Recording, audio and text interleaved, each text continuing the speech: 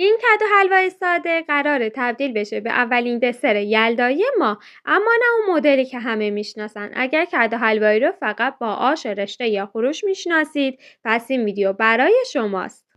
اول یک عدد کدو حلوای متوسط رو خوب میشورم و خردشون میکنم، تمام تخمه‌هاشو در میارم و پوستشون رو میگیرم و داخل قابلمه میریزم و بهش شکر، آب، هل و دارچین اضافه میکنم و میذارم تا خوب پخته شه.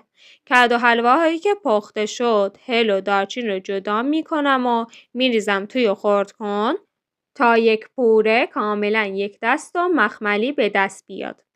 بعد توی ظرفی 3 قاشق چایخوری ژلاتین میریزم و بهش نیم لیوان آب سرد مخلوط میکنم و تو حرارت کسری به ماریش میکنم. بعد میریزم روی موادم و بهش گردو هم اضافه میکنم. یه دونه قالب دارم که به خوبی چربش میکنم و نیمی از موادم رو میریزم توش، میذارم یخچال تا ببنده. به نصف موادم خامه صبحانه اضافه میکنم، هم میزنم تا رنگش روشن بشه. میریزم روی مواد قبلی و میذارم یخچال مجددا ببنده. حدوداً 4 و 5 ساعت داخل یخچال بمونه تا هر دو لایه به خوبی بسته بشه و بعد از قالب جدا میکنم.